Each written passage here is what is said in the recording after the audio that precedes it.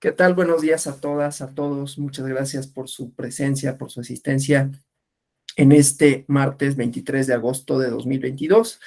Vamos a hablar el día de hoy de los derechos políticos en el Sistema Interamericano de Derechos Humanos. El tema de derechos políticos tiene muchas aristas y muchas bifurcaciones. Vamos a irlo viendo porque, por un lado, vamos a ver cómo redefine la idea, el concepto de ciudadanía, que no es algo menor. O sea, redefinir la ciudadanía a partir de redefinir los derechos políticos tiene implicaciones para la democracia, ¿no? Vamos a entender la democracia como no únicamente procedimientos, aunque tengan esa dimensión. Y desde luego, esto también implica que, bueno, si redefinimos la ciudadanía a partir de los derechos políticos, quiere decir que, estos se redefinen sobre todo, hablando aquí de la Comisión Interamericana de Derechos Humanos, de la Carta Americana de Derechos Humanos, se redefinen en una esfera que no es la legislativa, ¿no? O sea, se redefinen por el conflicto judicial. Entonces, esto también tiene implicaciones tanto metodológicas, por un lado, a las que me referiré, como en este rediseño de la democracia a partir de la ciudadanía que dirime conflictos en la esfera judicial, en donde se redefinen, es una cosa así como circular, ¿no? Los derechos, entonces, también implica que los poderes judiciales, esto no es una idea nueva, desde luego, ¿no? Adquieren una dimensión especial, importante, un peso específico en la definición y redefinición de la democracia. Pero entonces, primero, quiero platicarles esta parte de la democracia, que es como el eje articulador de lo demás, ¿no? Nos hemos acostumbrado a entender que la democracia son sobre todo procedimientos, ¿no? Son formas jurídicas que representantes lleguen a sus puestos y los agentes de gobierno que sean electos lleguen a sus puestos mediante procedimientos ciertos que reflejen de manera cabal la voluntad popular. Y a eso se reduce, digamos, la idea de democracia, ¿no? Medios para fines. Hay definiciones varias, ¿no? Que lo abordan desde esta perspectiva. Una de las más socorridas, por fácil, pero no por ello menos reductiva, reduccionista, equivocada inclusive, es la de Anthony Downs de la democracia como las reglas del juego. Está bien, nada más que la democracia no son solo reglas. Tiene una parte que son reglas, que es como la arquitectura o ingeniería, ya depende de uno cómo quiera hacer la metáfora, en donde se establece las instituciones, obviamente las reglas a partir de las cuales se dirimen conflictos. Porque, y eso es algo importante y tiene implicaciones para lo que vamos a ver, el conflicto, haciendo eco de las teorías marxistas hegelianas, ¿no? Que ven en la dialéctica, y dialéctica conflictiva, no necesariamente conflicto de clase, aunque por supuesto que puede ser, pero no solo. El conflicto es el motor de cambio de la democracia y lo vamos a ver, ¿no? Vamos a ver cómo las resoluciones de la Corte Interamericana de Derechos Humanos, pues no son resoluciones nada más que se les ocurrieron, ¿no? Son resoluciones que dirimen conflictos, de manera tal que estos conflictos, el planteamiento de los mismos, es el motor del cambio democrático. ¿Y por qué es cambio democrático? Porque decía, por un lado redefine qué se entiende por ciudadanía en aras de tutelar derechos políticos y por otro lado, en esa redefinición también adquieren un papel importante los poderes judiciales, sea nacionales o supranacionales, pero a final de cuentas son órganos jurisdiccionales, ¿no? Que en el caso de la Corte Interamericana de Derechos Humanos, pues da una serie de lineamientos para que los estados que son miembros del Pacto de San José, etcétera, ¿no? Incorporen en sus resoluciones, sea por la vía judicial, sea en su legislación, una serie de directrices para garantizar la eficacia de los derechos políticos, ¿no? Que son variados. Bueno, entonces esto quiere decir, pues, que la arquitectura, las reglas permiten resoluciones, constituyen autoridades, pero que estas también se modifican, es decir, las leyes se modifican de conformidad con el conflicto. Entonces, otra esfera que es importante para entender la democracia, no solo las reglas, es el conflicto. Nada más que es una forma específica de dirimir el conflicto, ¿no? El conflicto social está presente en todos lados, ¿no? Y más en una esfera política, ¿no? No solo pensemos en cargos, pensemos en derechos políticos, ¿no? Ser votada, votado, no ser discriminado, tener acceso efectivo a los cargos. Ya iremos viendo algunos de los derechos políticos más importantes y luego su tutela. Ya eso mañana en una parte jurídica más formal. Hoy es divertido, mañana es, bueno, para mí es divertido porque hablamos así como de aspectos políticos, históricos, sociológicos, y mañana es aburrido para mí porque hablamos de la parte jurídica así más instrumental, ¿no? Que a mí siempre me parece un poquito más árida y por lo tanto a mí menos divertida de platicar, ¿no? La parte más técnica jurídica. Pero bueno, entonces pues decía esto, las implicaciones que tiene, ¿no? Las dimensiones que tiene y el conflicto como centro, pero ese conflicto sería imposible, por lo tanto no podemos prescindir de las reglas si no hubiera reglas, ¿no? Pero además, esas reglas no serían democráticas, ustedes lo saben, ¿no? Es la propia idea de que haya tribunales constitucionales, que las reglas, no por provenir de procedimientos democráticos, y vuelvo a reiterar la idea, la crítica, lo corto que se queda la definición de las reglas del juego, las reglas no por provenir de procedimientos democráticos son democráticas automáticamente. Y esto lo que estoy diciendo es una verdad de perogrullo, porque por eso los tribunales constitucionales tienen la facultad de inaplicar normas, ¿no? O de decir que una determinada norma es constitucional, porque ¿qué es lo que hacen en un examen constitucional? Para no decirlo en términos técnicos jurídicos, lo que hacen es un examen de cómo esas reglas se insertan en el discurso democrático de la Constitución. Es lo mismo, otro profesor les podrá decir que hacen un examen de constitucionalidad y está bien. Yo lo digo de otra manera, lo fraseo de una manera distinta. Hacen un examen del discurso constitucional que se contiene, perdón, del discurso democrático que se contiene en la Constitución. Entonces, la Constitución es un documento que contiene, además de reglas, y esto también es jurídico, valores. Y esos valores son los valores que no necesariamente explícitos, pero que permiten una convivencia democrática. Permiten que tanto reglas como conflicto, ¿no?, se diriman dentro de los lindes de la democracia. Y entonces ahí tenemos estas tres esferas, ¿no? Reglas, conflicto y valores. Entonces, los tribunales resuelven de conformidad con reglas y valores conflictos para que se mantengan esos conflictos en los límites de lo democrático. Digamos, esta es como una idea a partir de la cual podríamos entender la democracia de una manera más amplia y pensar también cómo su reconfiguración, sea jurisdiccional, sea legislativa, impacta para la relación no solo entre los poderes, sino más importante, para el ejercicio y acceso de derechos políticos de la ciudadanía, ¿sí? Por eso es que decía, vamos a ver, inclusive, bueno, esto no lo dije, pero vamos a ver definiciones de ciudadanía, tradiciones, ¿no?, de dónde deriva el concepto de ciudadanía. Pero bueno, voy a pasar una presentación, voy a compartirla por acá para, pues, guiar un poco, ¿no?, la sesión. Nada más déjenme, siempre es un problema para mí ponerla en grande porque no los veo y tengo que ver aquí ventanitas y los de tecnología se ríen de mí porque nunca sé las cosas. Bueno, entonces esto, ¿no? Vamos a comenzar con, pues primero definiendo un poco, esto es lo que decía en parte, ¿no? Desde luego esta no es mi definición es más o menos la que yo les platiqué, ¿no? Estas esferas de la democracia, su interacción, su relación de necesidad, ¿no? Por eso no estoy prescindiendo de las reglas, solo digo, no son solo las reglas. Y además, en el programa de la ONU, de Naciones Unidas en contra de la pobreza, ¿no? Dice, la democracia no se reduce al acto electoral, ¿no? Requiere de otras cosas.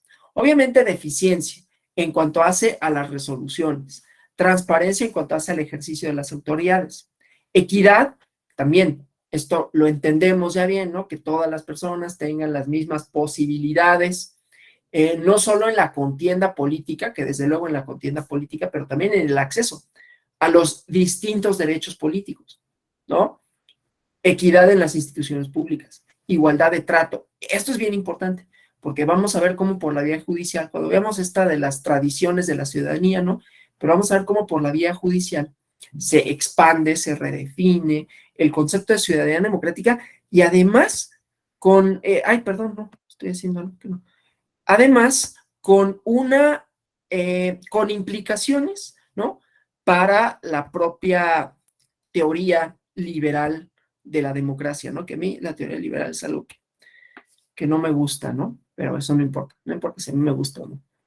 Bueno, sí importa, pero me importa a mí, ¿no? Ustedes no creo que les interese mucho mi opinión sobre la tradición liberal, pero por supuesto que como a mí me gusta, que como a mí no me gusta, entonces me gusta criticarla y sí lo vamos a hacer, ¿no?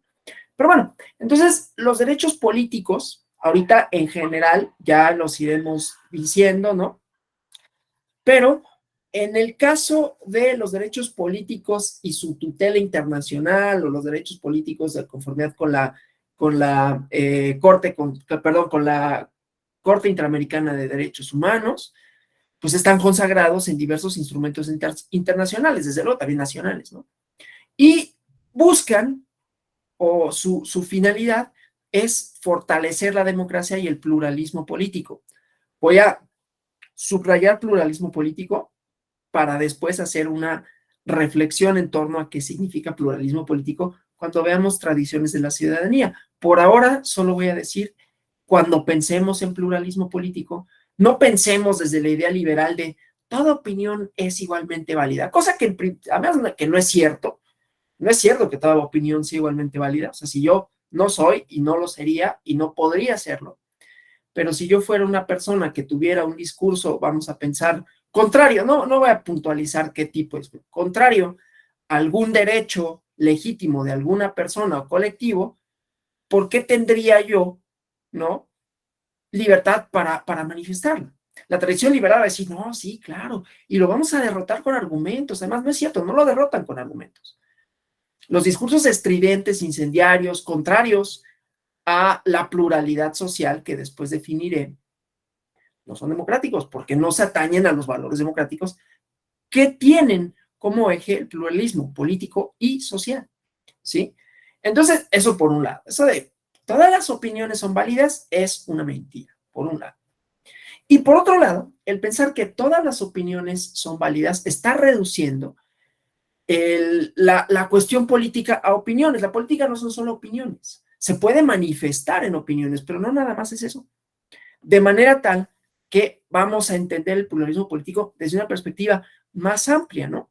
A partir, claro, de los instrumentos, de criterios de la Corte Interamericana de Derechos Humanos, ¿no? No es algo que, claro, es algo que tengo yo una serie de premisas a partir de esto, pero que desde ningún punto de vista se contraponen a esto, digamos, ¿no? Nada más que no les vengo, así como les venimos ofreciendo una versión no jurídica de la aproximación a los derechos político-electorales, ¿no? Mañana sí un poquito, mira, un poquito más, ¿no? Bueno, entonces vamos a revisar también pronunciamientos, ¿no? De casos de materia en derechos políticos, el caso famoso de Castañeda Goodman contra Estados Unidos mexicanos, ¿no? La resolución de 2008 de la Corte Interamericana de Derechos Humanos, Yatama contra Nicaragua, quizás podríamos ver el de Petro, ya veremos, ¿no? Pero bueno, entonces voy a avanzar la presentación para ver esta idea en estos dos casos, nada más que yo siempre tengo que regresar a mis pantallas porque luego los pierdo de vista. Entonces decía, en estos asuntos, ¿no? Se han establecido derechos políticos, ¿no? Que vemos ahí y que tienen esta idea de fortalecer la democracia, el pluralismo político, ¿no? Pero igualmente, en la Convención Interamericana de Derechos Humanos, voy a estar así, cambiando pantallas para poder hacer esto de la presentación, lo cual va a implicar un poquito de retraso. Pero bueno, en el artículo 23 de la Convención Americana sobre Derechos Humanos, los derechos políticos se contemplan en el artículo 23 y tiene estos principios o estos derechos fundamentalmente, ¿no? Desde luego, participar en la dirección de asuntos públicos. Esto que no implica nada más ser funcionario público que llega al cargo mediante el voto, sino deliberar, o sea, votar a final de cuentas, ¿no? Participar en o de la toma de decisiones. Claro, los instrumentos democráticos contemporáneos, actuales, recientes, novísimos, que se van incorporando en las constituciones, que van adquiriendo un peso específico en la discusión democrática, está hablando de los mecanismos de participación, pues obviamente también se hace extensivo esta idea de participación, ¿no? La participación y por otro lado la representación son los dos pilares fundamentales de la democracia, ¿no? Participar, que no implica únicamente, ya lo vimos en una de las láminas, ¿no? No implica únicamente el acto electoral de ir y votar y ya, ¿no? Hay distintos tipos de participación, claro, hay participaciones que son más institucionales, ¿no? Que están reguladas, que tienen una periodicidad, y hay otro tipo de participación política que también es parte de esto, ¿no? O sea, cuando decimos participar en la dirección de los asuntos públicos directamente por medio de representantes libremente elegidos, no implica únicamente, insisto, el acto de votar, que está muy bien, sino que implica una posibilidad permanente de diálogo, ¿no? Una posibilidad permanente de manifestar ideas, sobre todo cuando son contrarias. Digo, no tienen que ser, pero cuando son, pues tendrían que garantizarse de mayor medida a través de distintos medios, ¿no? Ir y manifestarse, ¿no? Es medio molesto, puede ser que, ay, es que otra vez están en reforma, ¿no? Aquí en la Ciudad de México y ya me cerraron el paso. Pero eso como un derecho de participación, firmar un desplegado, ¿no? Y decir, pues es que yo no estoy de acuerdo con esto, con lo otro, o firmar en la calle, ¿no? A todos nos han abordado, firma a favor de esto, del otro. Son formas de participación. Claro, lo que pasa es que unas están acotadas e inclusive tienen efectos sobre los derechos políticos de otro, con respecto de otros, ¿no? O sea, los derechos políticos tienen una amplia gama y muchos alcances e inclusive diferentes dimensiones, porque habrá algunos que están constreñidos a cierta ciudadanía, o bueno, a la ciudadanía, con todo lo que eso significa. Si yo fuera, que no soy, lo cual es evidente, si yo fuera menor de edad, poquito mayor, unos poquitos años paso ya de los 18, unos 4 o 5, luego no son 4 o 5, ¿no? Multiplicados como por 3, ¿no? Pero si yo fuera menor de edad, tendría ciertos derechos de participación, ¿no? Podría quizás ir a una marcha, si quisiera. Podría firmar un desplegado. Podría hacer varias cosas. Podría escribir en un periódico y decir yo no estoy de acuerdo, o sí, con determinada circunstancia. No puedo votar. Pero entonces, a lo que voy es que los derechos de participación tienen distintos alcances, tienen distintas manifestaciones, y entonces se van añadiendo otros, ¿no? Se van añadiendo algunos que tienen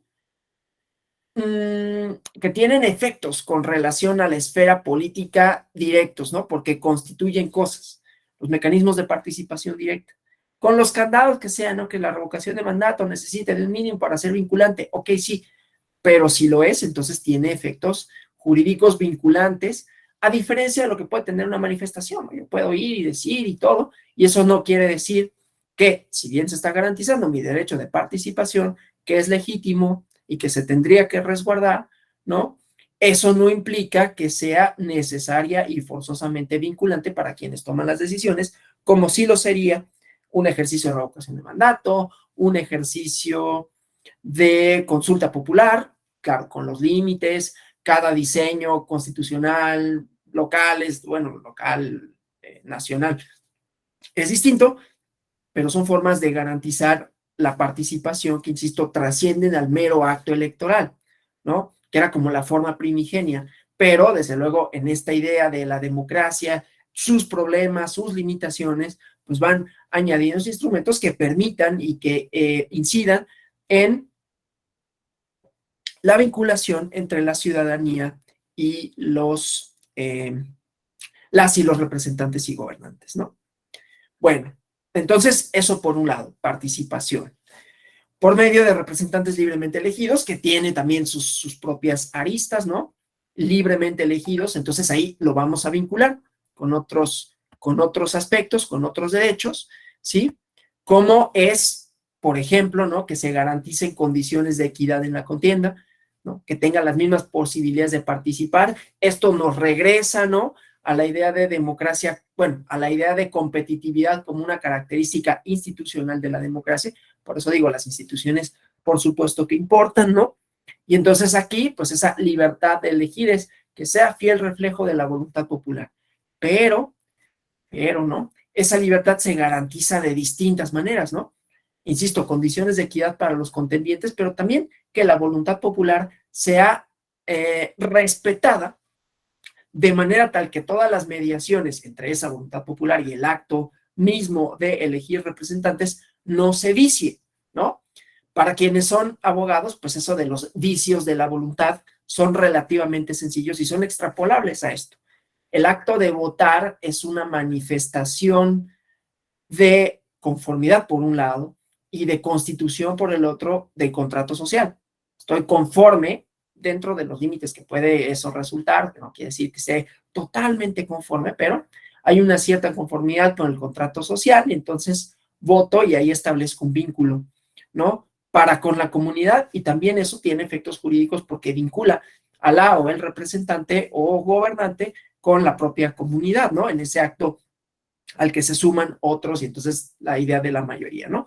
Pero ese acto individual y colectivo que es el voto, pues tendrá que estar así como cuando uno suscribe un contrato, el que quieran.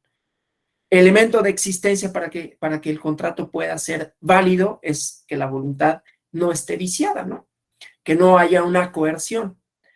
Bueno, pues esto se hace extrapolable, por eso decía, la metáfora del contrato social siempre es útil para pensarlo en esos términos. Inclusive Hobbes así lo analiza, ¿no?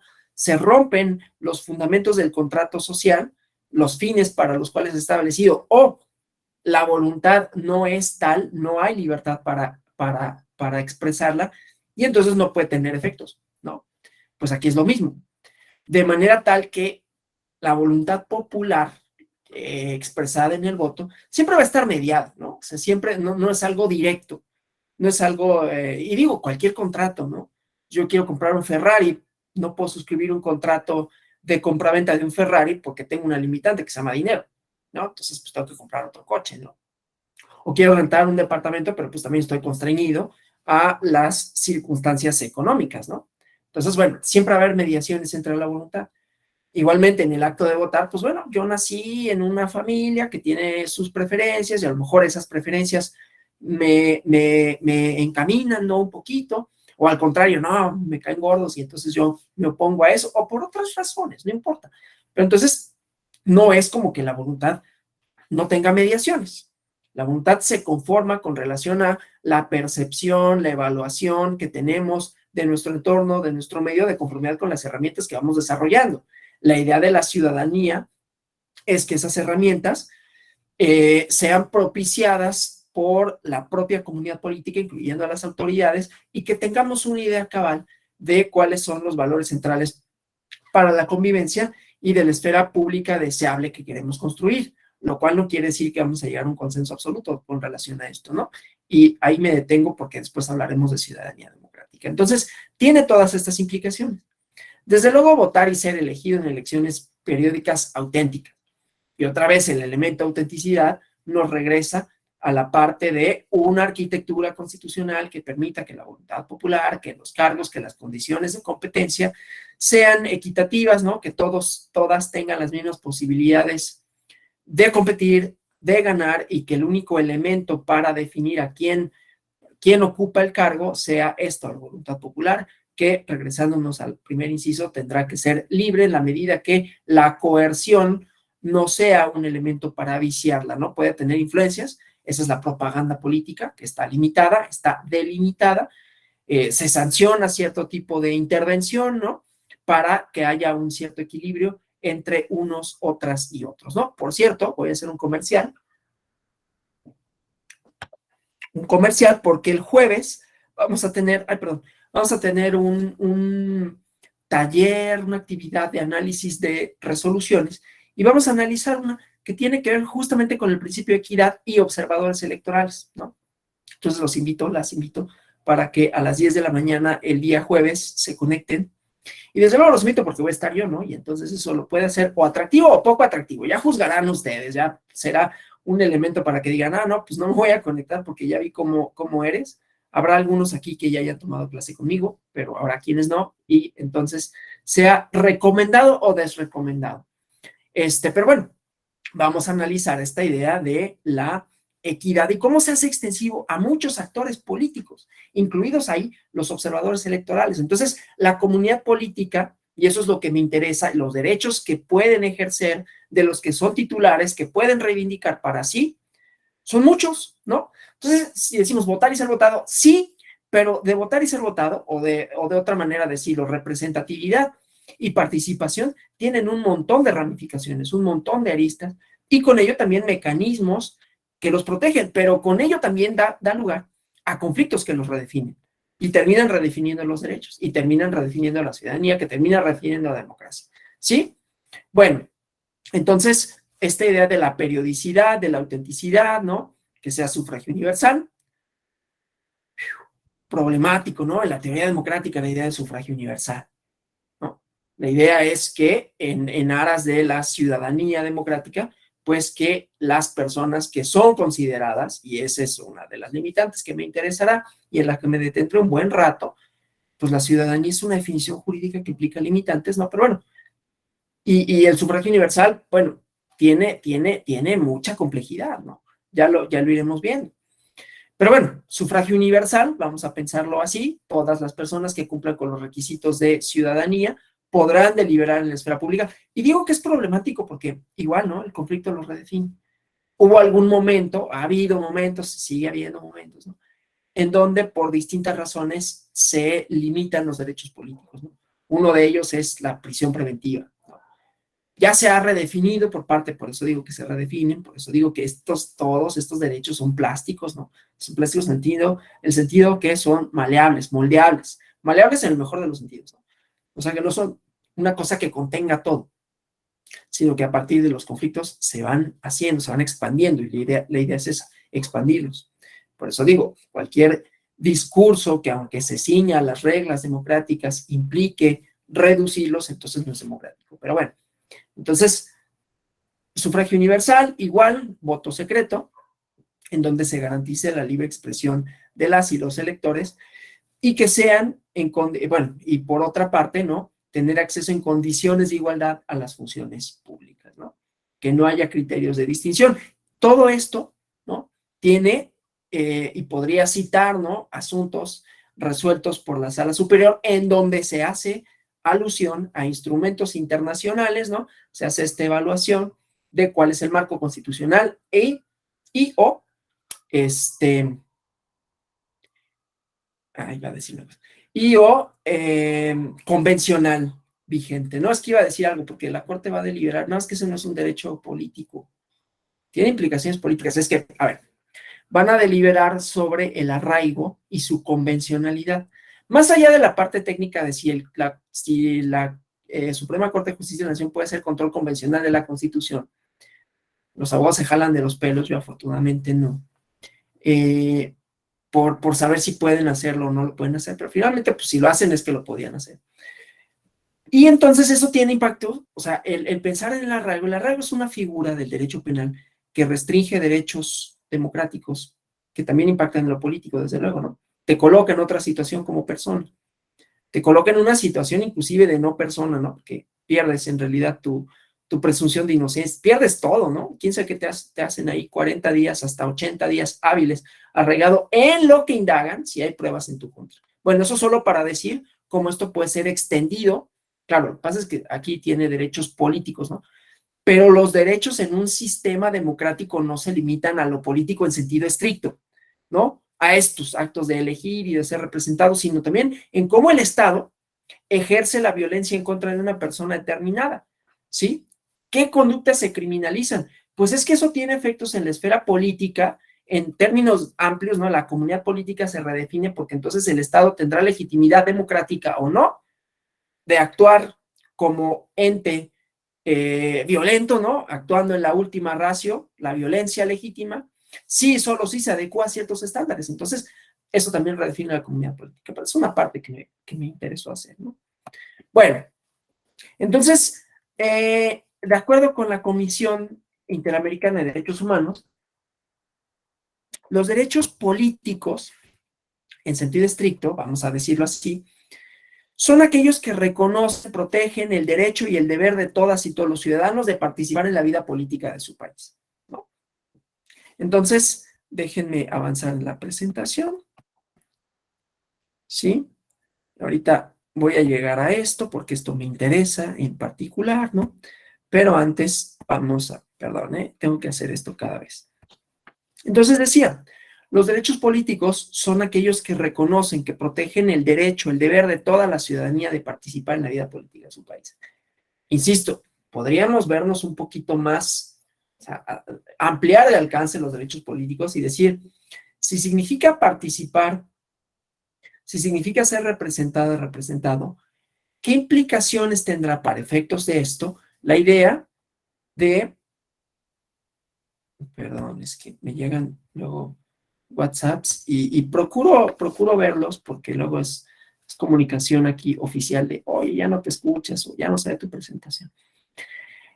Entonces decía, podríamos hacerlos extensivos inclusive hasta el derecho penal democrático en cuanto hace a la forma en que el Estado se vincula conmigo como ente represivo, ¿no?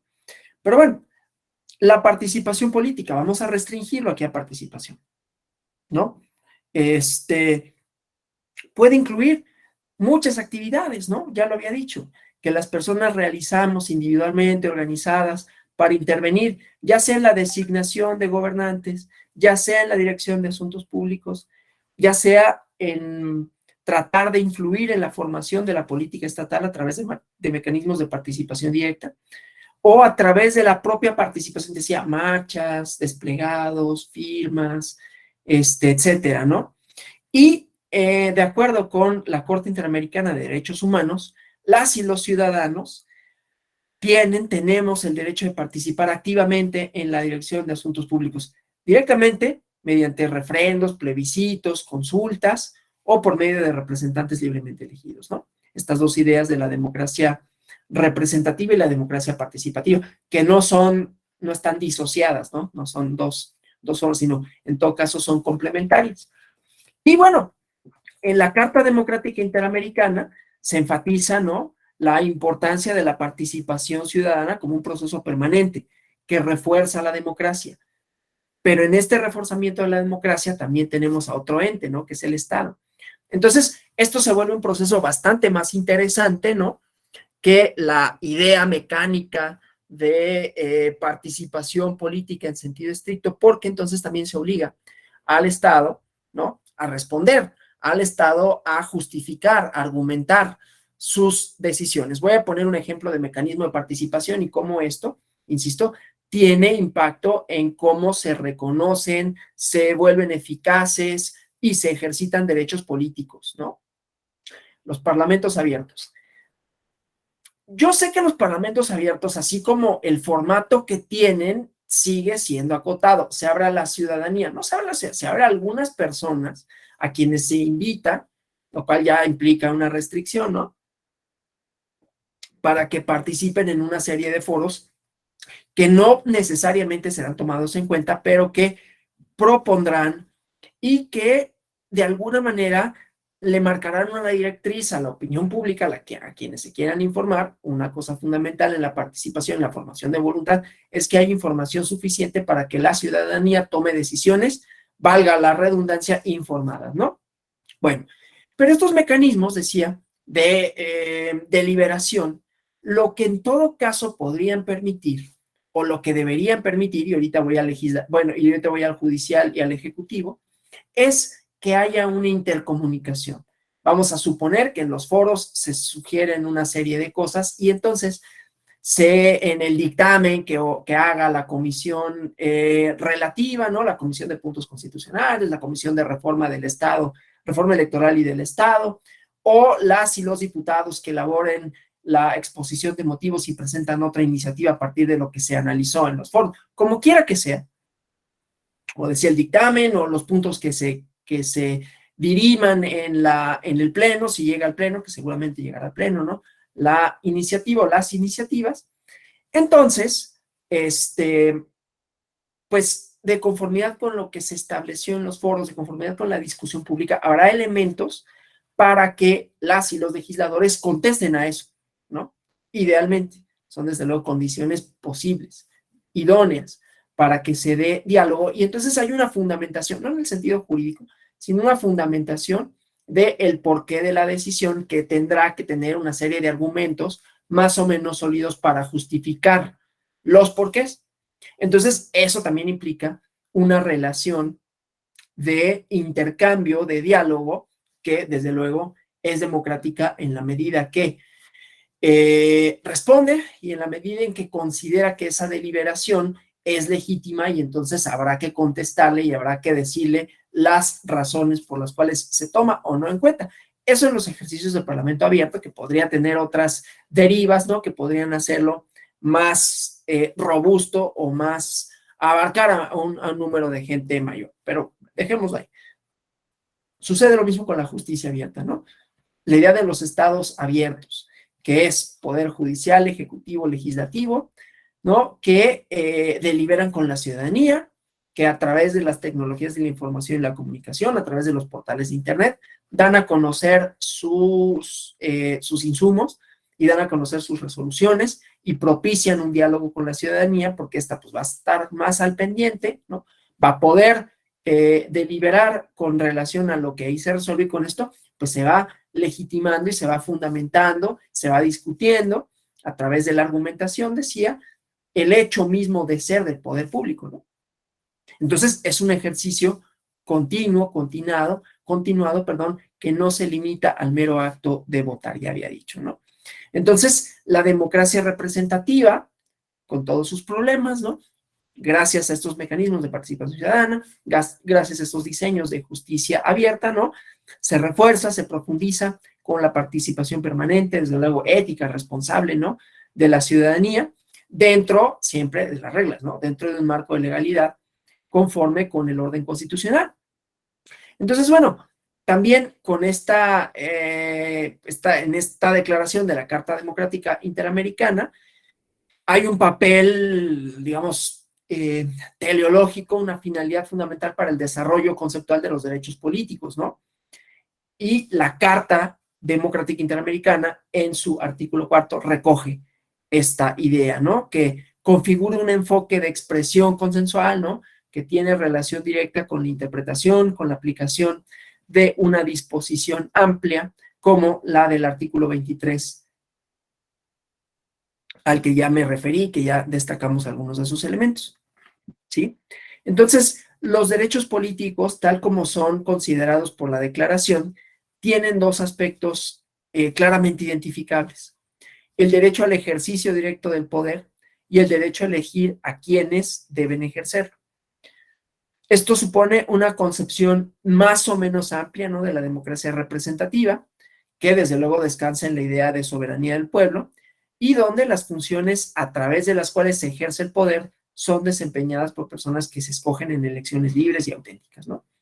Además, que los gobiernos, frente a los derechos políticos, frente a los derechos políticos y al derecho a la participación política, tienen la obligación, por un lado, de permitir garantizar la organización de todos los partidos políticos; por otro lado, yo sí diría, de fundamentar, de debatir, de dialogar, ¿no?, el poder público con la ciudadanía, pero también de permitir, garantizar el debate de los principales temas socioeconómicos, la realización, desde luego, de elecciones generales, libres, con las garantías necesarias para que los resultados sean fiel reflejo de la voluntad popular, el libre ejercicio de participación, ¿no?, en el gobierno, que requiere el respeto de otros derechos humanos, la libertad y la seguridad personal. Por eso decía, lo podemos hacer expansivo, ¿no? Y decir, bueno, inclusive, no solo por qué se te persigue, sino cómo se te persigue, cuando se rompe el orden jurídico, que tiene también sus complicaciones, porque cuando se rompe el orden jurídico y porque es una esfera penal y no, por ejemplo, administrativa,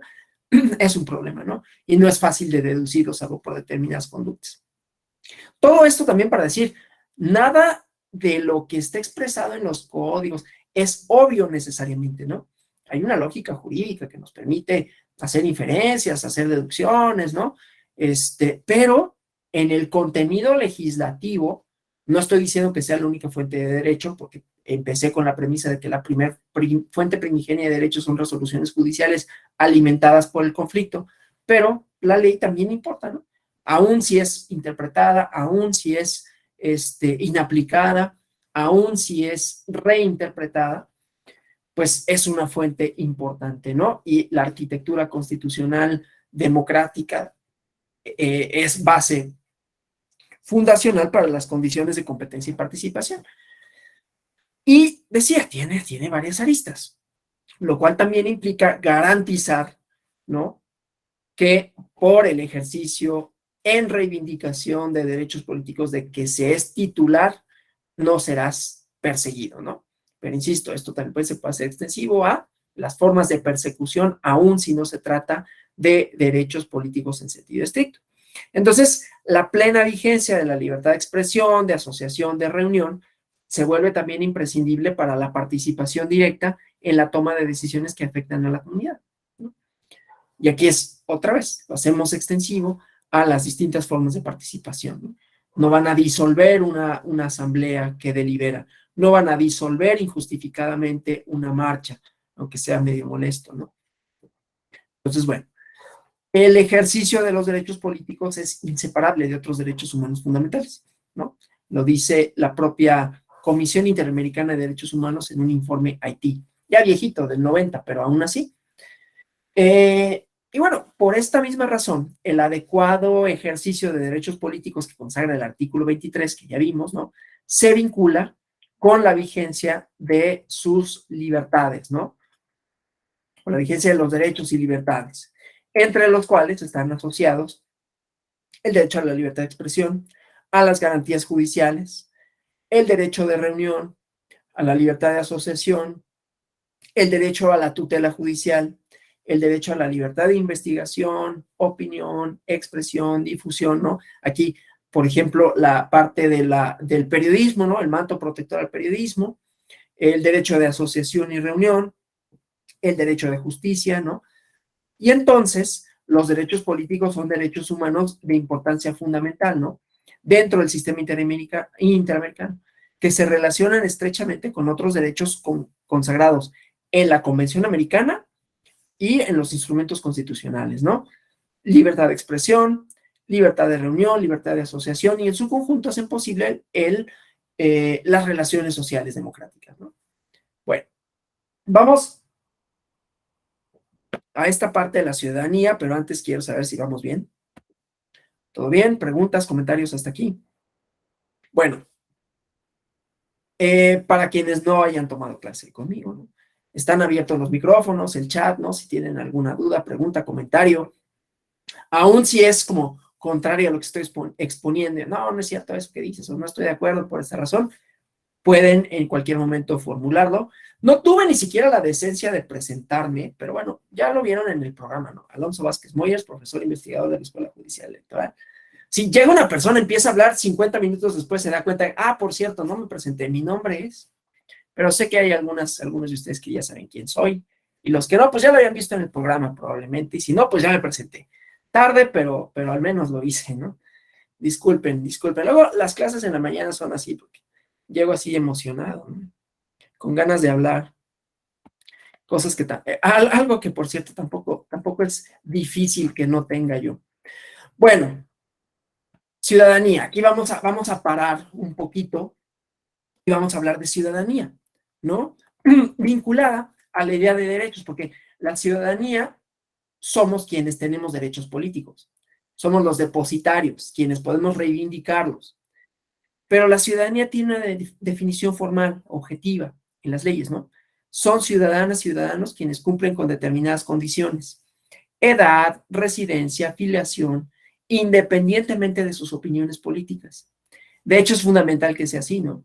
Si la función deliberativa de la que ya hablamos, de la ciudadanía, ha de tener algún sentido, ¿no?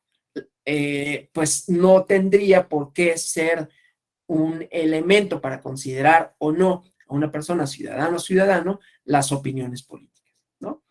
Pero la condición ciudadana también está asociado, dice el profesor Fernando Escalante, les recomiendo mucho, es un artículo, se encuentra en su sitio web, que tiene un sitio web, él es profesor del Colegio de México, y tiene un libro que me parece que es de los pocos libros que indagan tanto histórica, sociológica y un poco jurídicamente con relación a la ciudadanía y cómo se fue conformando una idea de ciudadanía en México, se llama Ciudadanos Imaginarios, ¿no? Porque él dice, una idea moral, en su sitio web el artículo se llama Ideas de la Ciudadanía, que aparece en un libro que también les recomiendo mucho, que se llama Mitos Mexicanos, coordinado por Enrique Flores Cano, y aparece un artículo que se llama así, Ideas de la Ciudadanía. Entonces dice, también tiene una idea moral, actitudes, valores, prácticas, virtudes, que significan pertenecer a una comunidad concreta, ¿sí? Entonces, bueno, la historia de la idea de ciudadanía es una historia doble, complicada, polémica, ¿no? Porque, por un lado, la definición formal, los requisitos, las facultades jurídicas que implica y las ideas morales que están asociadas a ella, ¿no? Que puede ser un poco arbitraria, ¿no? Pero indudable. Está en el lenguaje que empleamos todos los días, ¿no? La diferencia, por ejemplo, entre, vamos a hablar de alguna libertad de expresión, una crónica periodista que hablara de un conjunto de ciudadanos que exigen esto o lo otro, y otra que hablara de una muchedumbre, una chusma, una multitud amotinada que pide lo mismo, ¿no? De manera tal que cívico y civil son adjetivos que siempre empleamos de manera encomiástica, ¿no? Es las virtudes. No son descriptivos, implican una valoración que está arraigada en nuestro sentido común. Entonces, la ciudadanía es algo deseable, ¿no? No estoy, ¿cómo se llama? Ironizando nada. Porque desde luego, a la condición de ciudadanía le atribuimos virtud, ¿no? Bueno, entonces, continúa el profesor Escalante, estoy haciendo una síntesis, ¿no? De sus ideas, que tenemos una idea más o menos exaltada, noble y positiva, indudablemente, de la condición de ciudadanía. Porque en nuestro lenguaje cotidiano, la ciudadanía aparece asociado a otra serie de palabras que igualmente tienen resonancia plausible, ¿no? Democracia, participación, derechos, igualdad, libertades.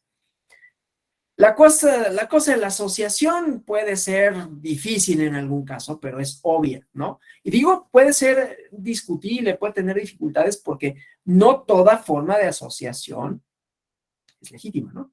Hay asociaciones, una asociación que busca irrumpir en la esfera política de manera no pacífica, ¿no? Pues esa no sería democrática. Entonces, ese derecho de asociación también tiene sus acotaciones, ¿sí? Bueno, por eso digo, la asociación es discutible, es difícil, pero más o menos obvia, ¿no? En su sentido más simple, ¿no? Y rudimentario, la condición ciudadana implica pertenecer a una agrupación política, a una comunidad política, nada más. O sea, ser ciudadano significa pertenecer del mismo modo que se pertenece a una sociedad, ¿no? A un club, a un partido. Ahora, es un grupo con características especiales, ¿no? Pero tiene un carácter exclusivo. La ciudadanía es una forma de distinguir que se acredita mediante ciertos requisitos. Por lo tanto, hay otros que no son ciudadanos y que según el caso, según la época, han sido mujeres, menores, locos, extranjeros, presos, analfabetas, ¿sí? Por eso decía, la idea de sufragio universal está bien, pero es plástica. Como lo es cualquiera otra, ¿no? Como lo es la idea misma de ciudadanía. Entonces, la ciudadanía, pues, existe, es un concepto relacional. Yo soy ciudadana, ciudadano, porque hay, por un lado, otros que son como yo, que comparten características similares y otros que no lo son. Yo no, si yo estoy, Robinson Crusoe, claro, él venía de una comunidad y se perdió, llegó a una isla, lo que sea, pero no tendría la condición de ciudadano porque no solo porque no puede ejercer derechos, no solo porque esté incomunicado, sino porque no tiene sentido hablar de ciudadanía si no se habla de comunidad política, ¿sí?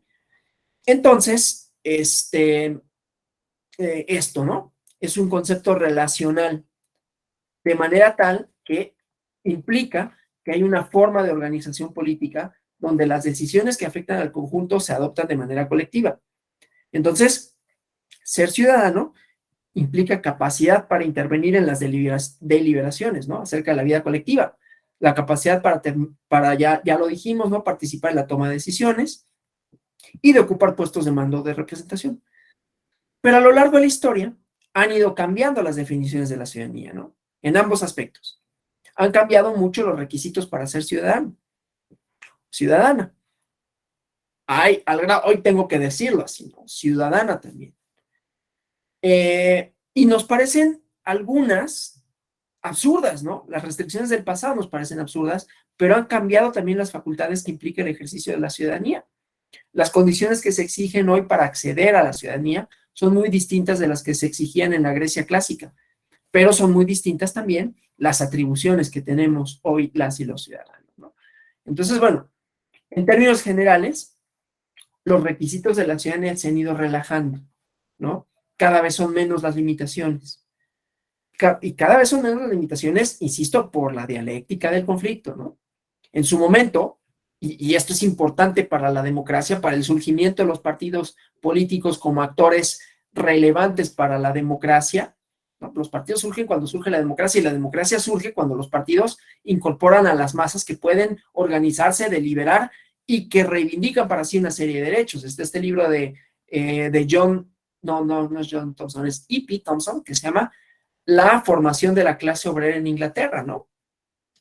Y que cuenta la historia de cómo los obreros primero adquirieron conciencia de sí como un grupo diferente, como un grupo que tenía, o que no tenía más bien, derechos y que empezó a reivindicarlos, ¿no? La organización sindical, ahí está el manifiesto del Partido Comunista también, ¿no?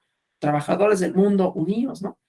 Que es un panfleto, pero tiene en su primera parte, ¿no? En la introducción, una parte metodológica de la dialéctica del conflicto que es interesante. Pero bueno, entonces adquiere conciencia de clase, adquiere la idea de que pueden reivindicar para sí derechos y llevarlos a la esfera pública. Ese es un primer momento, ¿no? Pero bueno, las masas eran obreros, hombres. Después vienen los movimientos sufragistas, ¿no? De mujeres. Y así se han ido expandiendo, ¿no? Desde luego, la esclavitud en algunos países y luego el reconocimiento a la pluralidad social, pero no me adelanto, ¿sí? Que es en lo que estamos ahorita.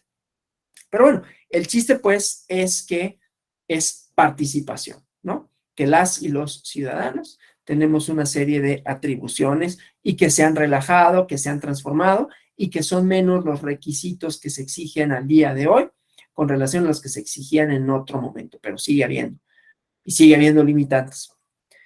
Esta evolución, esta transformación no ha sido tan nítida, ¿no? Sobre todo en lo que se refiere a derechos y facultades. Los ciudadanos del siglo XXI tenemos derechos que hubieran sido impensables para una ateniense del siglo V, que ni siquiera era ciudadana, ¿no?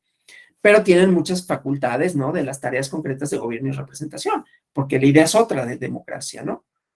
Hay un libro, es que lo tengo ahí, es una profesora de la UNAM, nada más que aquí ahorita no alcanzo a ver, pero es que habla de esto que voy a hablar a continuación, que es el modelo clásico, que habla sobre los mitos en la Atenas clásica, una profesora de la UNAM, y el libro, ahí lo tengo, lo estoy viendo, pero no alcanzo a ver el título. Pero bueno, mañana les digo el título, porque es interesante, porque la idea de ciudadanía de la que participamos, la que tiene vigencia para nuestro sentido común, para nuestra legislación, para los libros de filosofía, tiene su origen en la Grecia clásica, particularmente en Atenas. No es que sea la misma idea, ni que de esta noción descienda automáticamente, que nuestra noción descienda automáticamente de esta, pero es el primer modelo, ¿no? Que adopta el pensamiento político occidental. Y nos inspiramos en esta idea de manera deliberada. Es muy diferente la condición ciudadana. También la forma de comunidad política, ¿no? Son pequeñas, cómo se eligen los cargos, qué participación hay, pero hay algo muy básico que está ahí, ¿no? La idea de que el conjunto de miembros de la comunidad son colectivamente responsables del gobierno. Esto está también luego en Hobbes, de alguna manera, ¿no? Lo que pasa es que Hobbes dice, bueno, una vez que se constituye, Hobbes no está hablando de democracia, ¿no? Una vez que se constituye el Leviatán, siempre y cuando cumpla la finalidad para la cual fue constituido, que es proteger, dar seguridad, garantizar, puede disponer inclusive de la vida de las y los ciudadanos, porque ese es el fundamento de su legitimidad, es ceder la posibilidad de ejercer la violencia recíproca, la violencia privada, para crear este ente que tendrá que garantizarlo, ¿no? Entonces, bueno, eso. Pero la idea, pues, es que hay una responsabilidad del gobierno para con los ciudadanos que si no se cumple se rompen los términos del contrato y por lo tanto se disuelve la comunidad política, ¿no? Y se disgrega con todo lo que eso significa. Pero bueno, en la Atenas clásica hay una corresponsabilidad del gobierno y lo son como iguales. Tienen que hacerse cargo de las decisiones que afectan a todas, bueno, a todos, voy a hablar con O porque era una idea restringida, ¿no? Mediante alguna forma de deliberación, ¿no? Y es esta primerísima definición de ciudadanía la que aparece en Grecia, ¿no? Entonces, bueno, ya más o menos, ¿no? Sabemos un poco lo que implica la polis, ¿no? El ágora, que la idea como forma de gobierno es pensar, ¿no? En una comunidad secular, ¿no? Que se ha separado de la inspiración divina y que lo que importa para la vida en común es asequible para todos los hombres que pueden razonar, argumentar, discutir entre sí y buscar soluciones en conflicto, ¿no? Tampoco está como, no lo romanticemos, ¿no? Está la apología de Sócrates, ¿no? O sea, el tipo lo condenaron por estar, ¿no? Contaminando el alma de las personas. Y fue una condena colectiva, ¿no? Platón ya al final en sus diálogos ya de vejez ya es un tipo decepcionado de la vida, ¿no? Bueno, creo que le pasa a todo el mundo, ¿no? Menos optimista porque ya vio inclusive cómo la propia, esta idea deliberativa tan exaltada puede llevar a soluciones o resoluciones definitivamente injustas, ¿no? Como fue el caso de Sócrates, ¿no? Lean la apología de Sócrates, está buena, ¿no? Pero bueno, el chiste es que hay una idea de deliberación, de discusión, de confrontación de ideas, ¿no? Entonces, de acuerdo con Escalante, ¿no? En este arreglo, que se puede llamar el modelo clásico de la ciudadanía, la participación tiene una importancia preponderante. Es un modelo de gobierno, una forma de tomar decisiones de manera colectiva, ¿no? Promulgar leyes, realizar nombramientos, dictar sentencias, por eso puse el ejemplo de la apología de Sócrates, para tampoco decir, y son las mejores, ¿no? En donde lo que importa es la intervención directa de la ciudadanía, en la discusión, en las resoluciones, ¿no? Entonces, requiere la participación inmediata, directa en el gobierno. Un sistema, claro, sumamente restrictivo porque solo unos cuantos califican como ciudadanos, ¿sí? No es que sea lógico pensarlo de esa manera, es lógico por los tiempos, pero pues también esas restricciones pues permitía que la deliberación fuera posible, ¿no? Si ahorita pues, hay luego asambleas de vecinos en el edificio, no van, ¿no? Bueno, ni yo voy, ¿para qué digo? Entonces, ahora imagínense, vamos a discutir sobre algo que pues, a lo mejor no me interesa lo que se discute, ¿no? Y entonces la idea de representación viene a llenar ese vacío. Pero bueno, el chiste es que no todos son ciudadanos y ciudadanas, bueno, no todos son ciudadanos, ¿no? ¿Quiénes sí son? Varones, adultos y libres. Porque recuerden, libro segundo de la política de Aristóteles, por ahí anda también, ¿no? Hay hombres que por su propia naturaleza, aquí no voy a justificar por qué, así es, ¿no? Nacen libres y otros esclavos. Así sí es la vida, ¿no? Entonces, varones adultos y libres. Ni los menores, ni los esclavos, ni las mujeres, ni los extranjeros. Bueno, Aristóteles no era ciudadano en Atenas, ¿no? Él era de esta gira, ¿no? O sea, ni siquiera él era ciudadano. Entonces, la definición de Aristóteles, volviendo a Aristóteles en la política, no deja lugar a dudas, ¿no? Los ciudadanos son quienes participan directamente en el gobierno de la ciudad. Y son dos rasgos los que distinguen al sistema ateniense. Primero, no hay división de poderes, como le entendemos, ¿no? Eso viene ya más en Montesquieu, ¿no?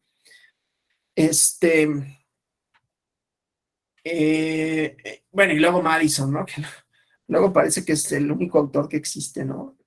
Todo es el federalista.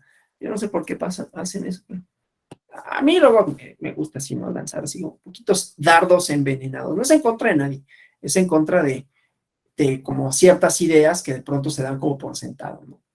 En el derecho y en la ciencia política.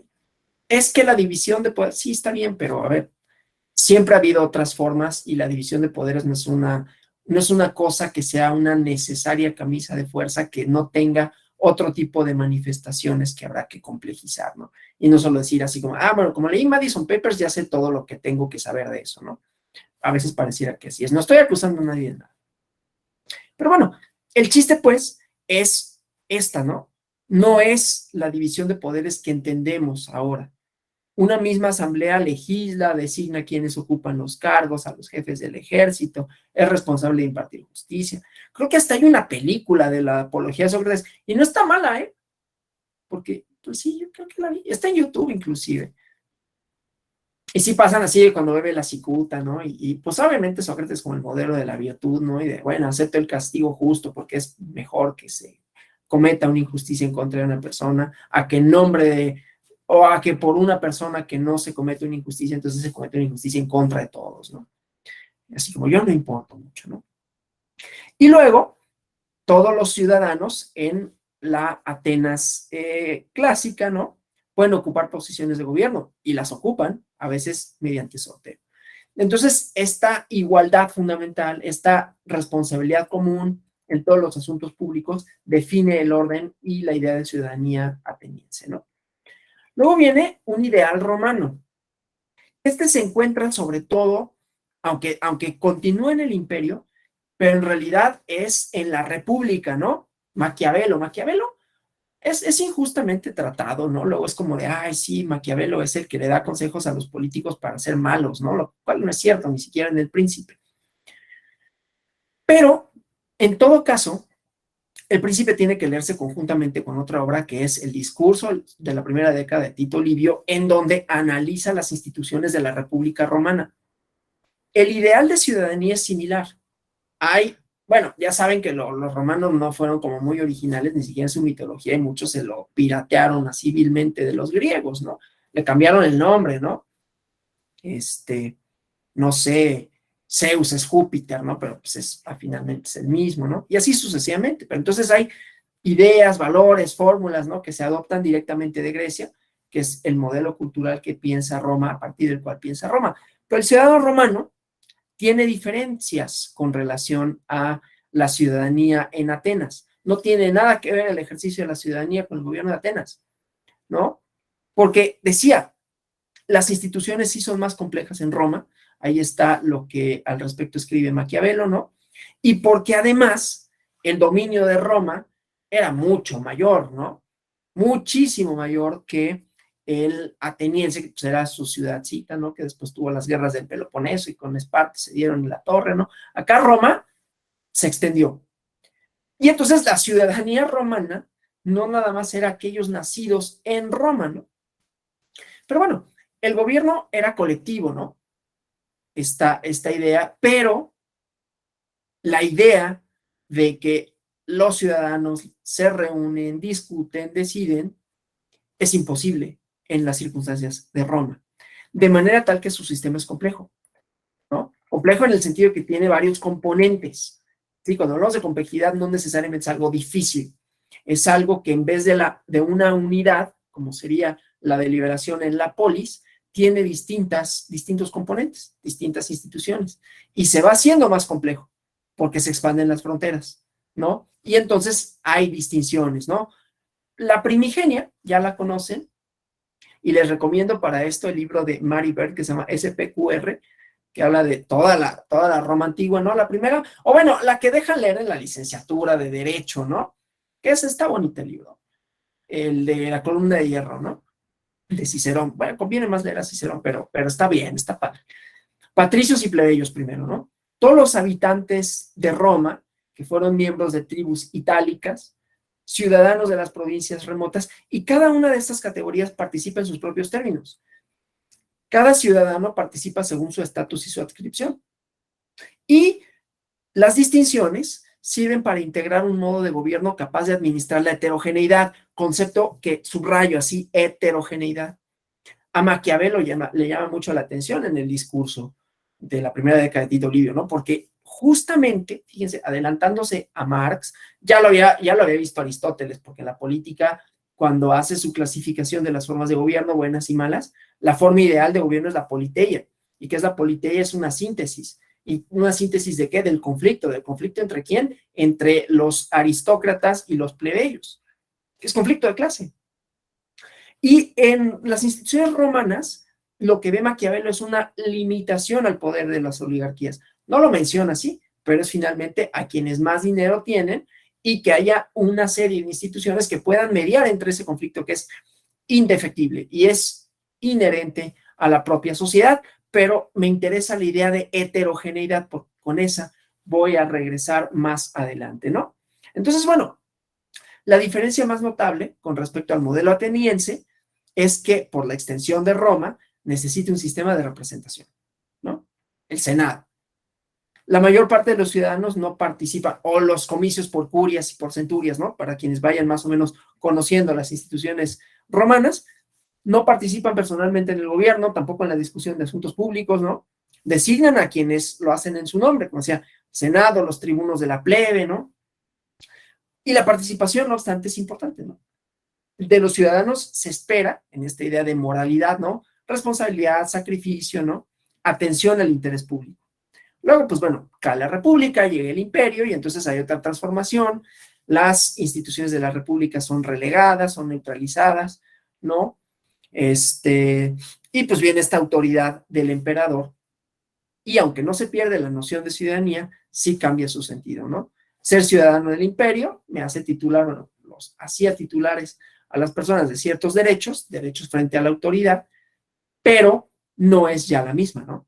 Es una disminución. La ciudadanía como forma de participación de la Grecia clásica y la república es la ciudadanía, que eso es importante también, como una limitación del poder, ¿sí? Entonces, la idea de ciudadanía, ya había dicho, ¿no? Ha cambiado mucho, ¿no? Cambiado condiciones de pertenencia, que lo que se pide como requisitos para que alguien pueda ser ciudadano. Y siguen cambiando, ¿no? Inclusive más allá de las fronteras se pueden ejercer derechos de ciudadanía en un estado, ¿no? Y eso también redefine al estado como solo territorio. Me estoy refiriendo propiamente, ¿no? A la posibilidad de representación, bueno, de voto y de representación o participación y representación de las y los mexicanos en el extranjero, ¿no? O sea, ya no nada más entendemos a la comunidad política y a la ciudadanía como alguien adscrito a un territorio, aun si fuera el vasto territorio romano, es quienes están dentro de estas fronteras. Aquí es inclusive más allá de las fronteras, porque sigue habiendo un vínculo, ¿sí? Pero bueno, el chiste es que a cada definición de la ciudadanía corresponde una idea moral, ¿no? Atribuciones, facultades, derechos, expectativas. Entonces, la configuración del orden político, ¿no? Va configurando igualmente, ¿no? Que cada orden político tiene periodos históricos, va configurando igualmente ideas de ciudadanía. Y no ha sido un cambio lineal, ¿no? No hay una evolución concreta, pero no es azarosa tampoco, ¿no? Es parte de un sistema, una manera de entender el orden, el derecho, el gobierno, y son los cambios en el orden político los que ponen la pauta, ¿sí? Entonces, la tradición republicana, como vemos aquí en la lámina, ¿no? Que está formulada en Grecia y en Roma, ¿no? Un ideal político que se repite, ¿no? Gobierno de leyes, participación, igualdad de derechos, interés público. Luego en la Edad Media, ¿no? Pues la idea de ciudadanía se diluye un poco. Tenemos unas representaciones ahí medias espantosas de que la Edad Media era como horrible, ¿no? Había instituciones, había conocimiento, no era como muy democrático, no es que lo haya sido tampoco ni en Roma ni en la Grecia antigua, pero bueno, estas ideas de ciudadanía sí fueron un poco opacadas durante los gobiernos monárquico-despóticos, ¿no? Pero en el Renacimiento, ¿no? En particular en Italia, en donde vuelve a tomar fuerza la idea de la tradición republicana, En el siglo XVIII, ¿no? Entre la Ilustración como un modelo que proporcionaba racionalidad frente a la arbitrariedad de la monarquía absoluta. O sea, la idea francesa de la Revolución es justamente esta racionalidad, otra vez la idea de racionalidad universal, de derechos humanos universales, muy limitados los franceses también, ¿no? Y muy gachos, pues, porque o sea, es como interesante luego verlo desde esta perspectiva de, es que los franceses, el iluminismo, la ilustración, la enciclopedia, Voltaire, Rousseau, más allá de que después vino Robespierre, ¿no? Y luego el imperio de Napoleón, pero independientemente de eso, pues sí, pero tenían a sus colonias en donde eso, universal, los derechos, pues para los franceses estaban muy a todo dar, ¿no? Pero no era para las colonias, no era para Haití. Una de las primeras y más importantes revoluciones sociales del siglo XIX es la de Haití. Es el primero, antes que México independiente, es la revolución de Haití, ¿no? Y les costó carísimo, tanto que lo siguen pagando los pobres, ¿no? Ya en el siglo XX hubo una amenaza de Francia de ahora me tienes que indemnizar, ¿no? Por la pérdida. Estaban saqueando a Haití así con todo, ¿no?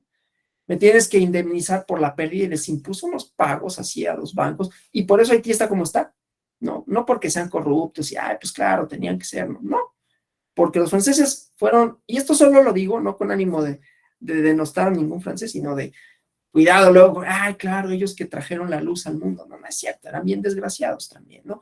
Y sus intelectuales a lo mejor no lo veían o no querían verlo, pero ahí está esa parte, ¿no? Está dando cuenta.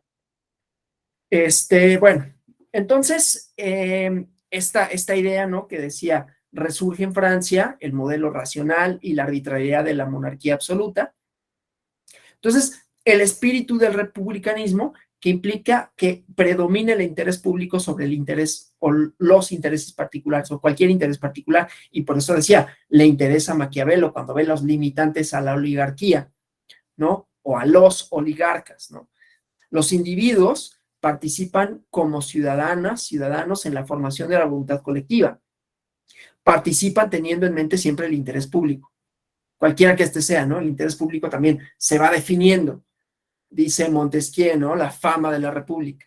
Pero esto antes que su beneficio particular. Entonces, en la idea republicana lo que encontramos es una participación dedicada, intensa, ¿no?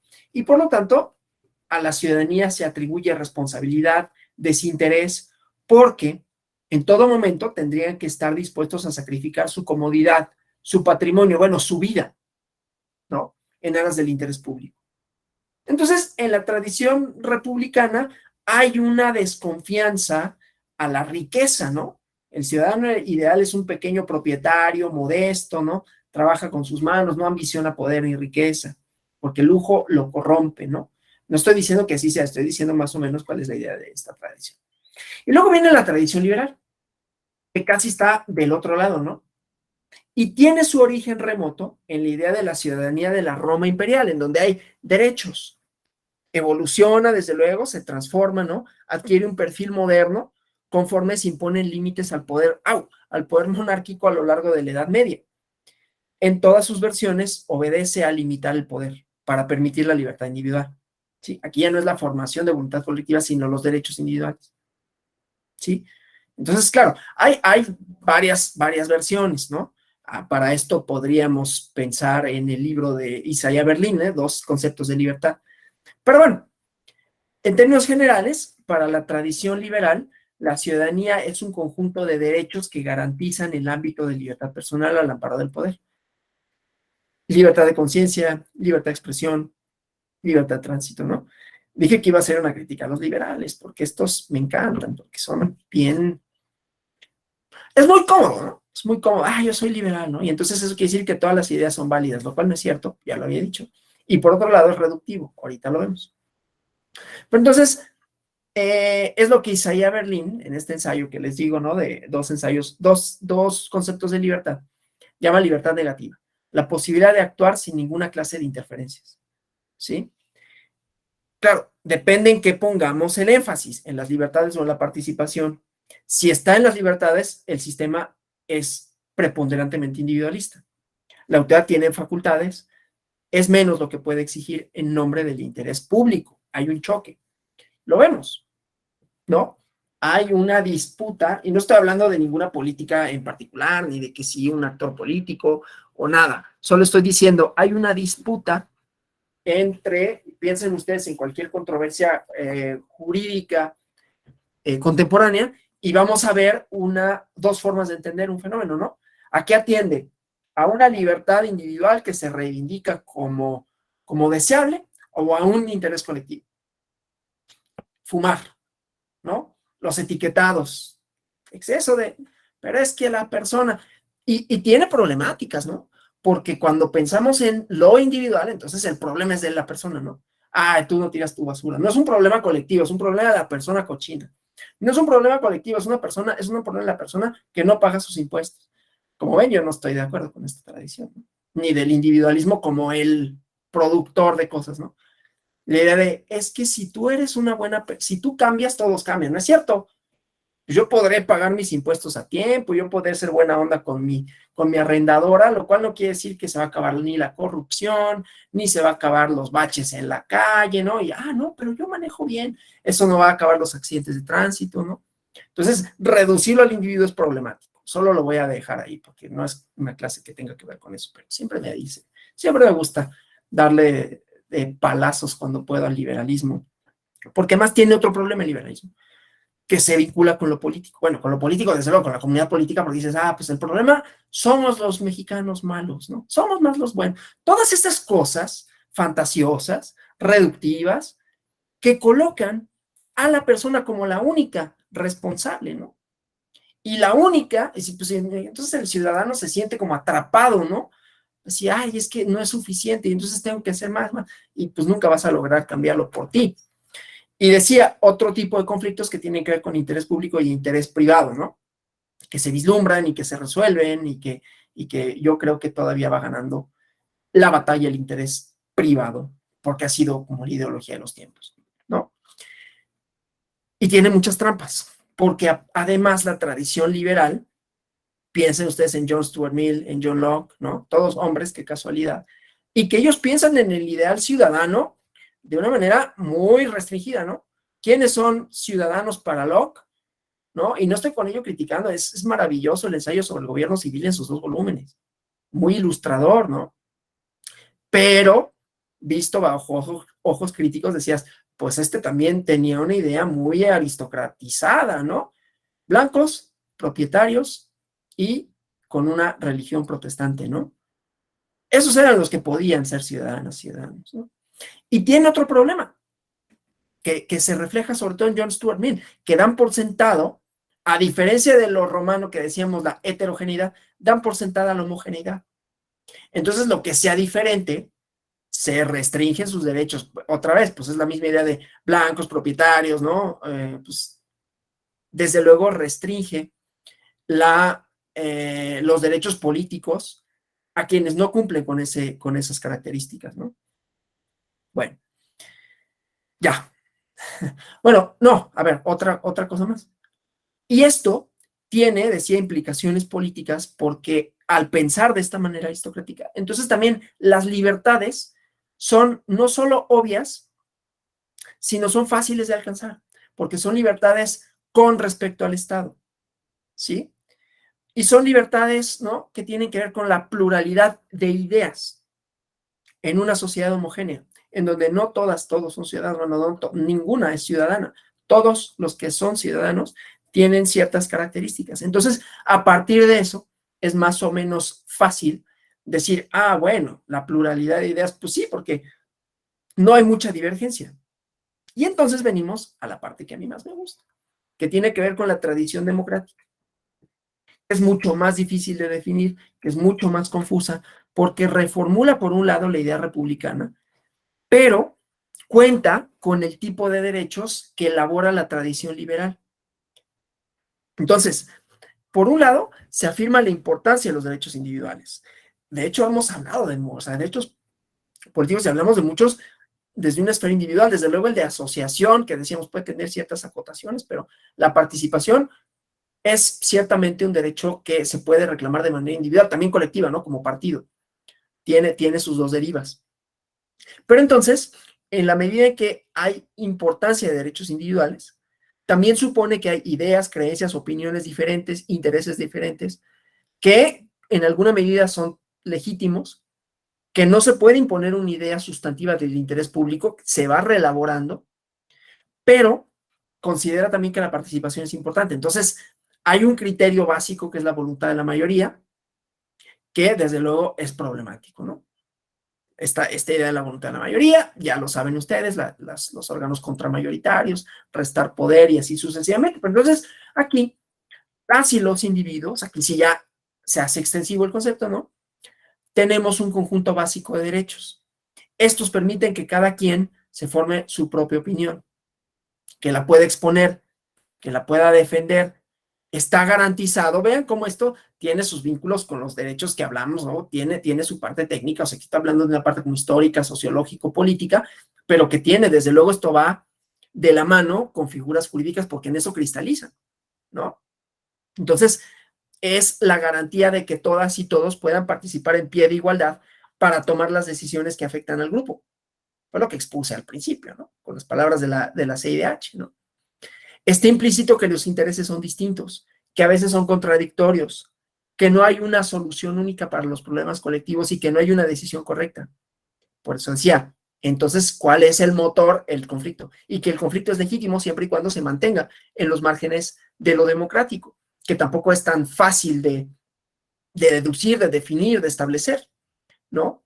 Entonces, hay que adoptar el criterio de la mayoría, lo que prefiere la mayoría. Entonces, la tradición democrática, dice el profesor Escalante, es escéptica fundamentalmente, ¿no? No todo puede estar sujeto tampoco a la voluntad de la mayoría. El conjunto de derechos que conforman el orden democrático no puede serlo. Tiene que quedar fuera de la discusión democrática, que es una paradoja no menor, ¿no? Ahora, en el origen de la tradición democrática, tal como la hemos recibido, está la idea de la soberanía popular, Rousseau, ¿no? Que pues es el gobierno del pueblo, artículo 39 constitucional. El problema es quiénes forman parte del pueblo, ¿no? Y de qué modo efectivamente puede gobernar. Y estas consecuencias son importantes para la idea de la ciudadanía. Porque el pueblo, ¿no? No consiste necesariamente, no coincide, o no siempre, con el conjunto de personas delimitado por una noción puramente formal, ¿no? Ha habido derivas nacionalistas del siglo XIX, buena parte del siglo XX, ¿no? Movimientos separatistas en otros países que dicen, nosotros no somos. En España, ¿no? Me tocó ir una vez hace mucho, Barcelona, ¿no? Y no te hablaban español. Sí, saben, hablaban catalán, ¿no?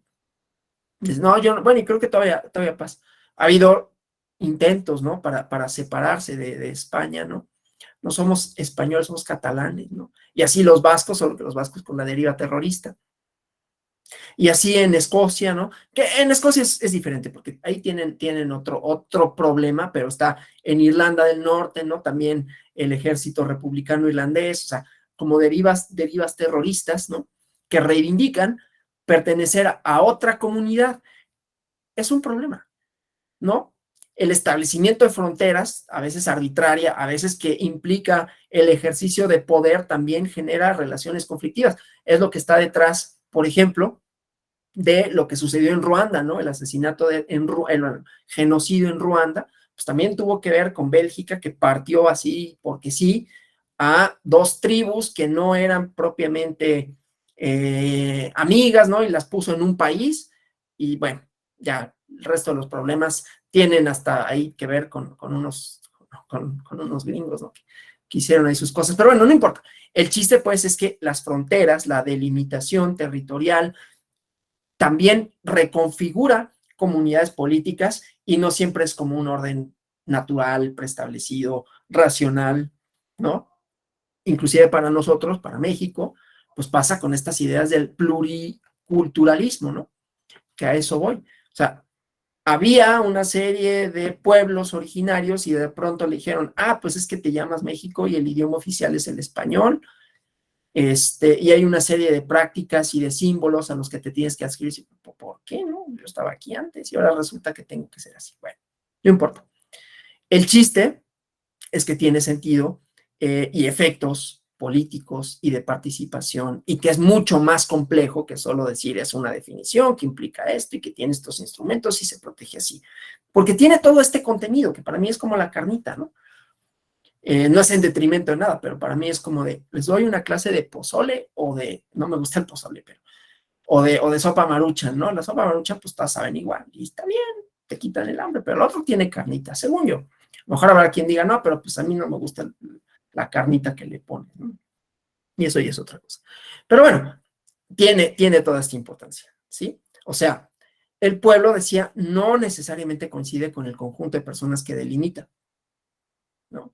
Que ha habido movimientos, que hay movimientos separatistas, nacionalistas, resurgimiento de los nacionalismos. Ahí es donde digo, están en los lindes de lo democrático, ¿no?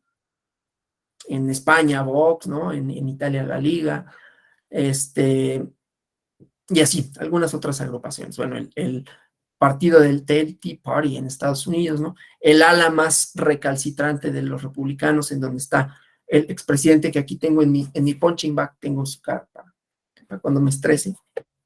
Entonces, bueno, la cosa es que se supone que los miembros del pueblo comparten algo más, que esto es importante, ¿no? Incluso más que la condición formal de residir en una determinada localidad, ¿no?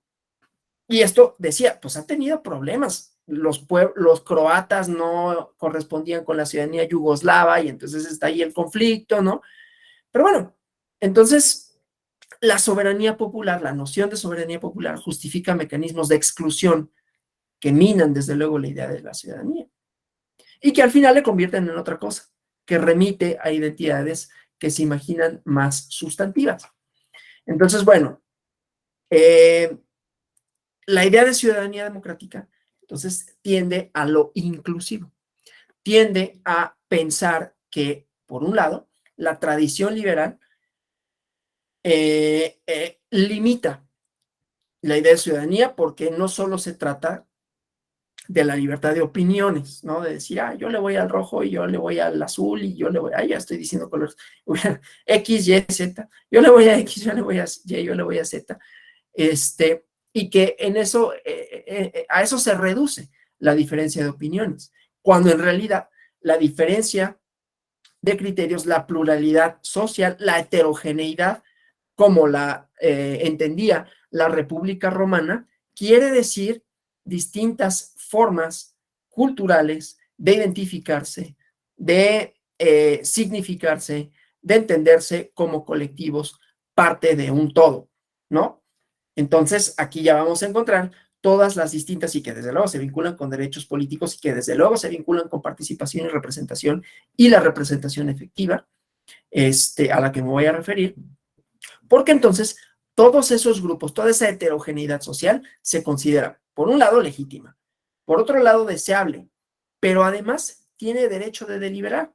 Y aquí le podemos poner todos los componentes que ustedes deseen, ¿no? Religiosos, aunque tiene sus problemas. Hay una novela que se llama Sumisión, de Michel Houellebecq, un autor francés que es como muy estridente, tiene sus cosas, tan estridente que estuvo en la, pobre, porque tuvo un colapso nervioso y estuvo en un hospital psiquiátrico y ahí escribe su última novela, que se me olvidó el nombre, pero está ahí publicada, ¿no? Y tiene su parte interesante.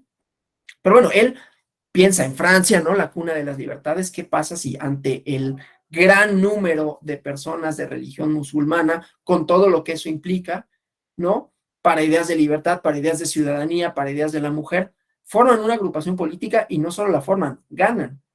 Y ganan y entonces pues son todos los valores que son contrarios a Occidente, ¿no? Entonces en la portada de la edición en español viene así, está los Campos Elíseos, ¿no? El Arco del Triunfo y arriba una bandera que ya no ondea Francia, sino ondea una bandera musulmana, ¿no? Pero él, bueno, hace esta distopía nada más para pensar en estos problemas de la diversidad, ¿no? Y que pueden llevar a minar todo lo ganado por la democracia. Bueno, el chiste es que la pluralidad tendrá que entenderse en términos amplios. Desde luego, a ver, el discurso religioso está limitado en México y no, pues no puedes deliberar porque se contrapone una religión, ¿no? aunque en su momento hubo una oficial, pero no hay una religión oficial, y el pensamiento religioso, además de estar reservado a lo individual, que por cierto, mañana les voy a platicar un poquito de eso, más tiene que ver con cuestiones del Tribunal Europeo de Derechos Humanos, pero que importa en la tutela de derechos políticos por la libertad de manifestación y el ámbito religioso. Me referiré a ello mañana y les doy la bibliografía, ¿no? Bueno, el chiste es que la pluralidad entonces abarca muchas cosas y no todas son obvias y no todas son sencillas de compaginarse, ¿no?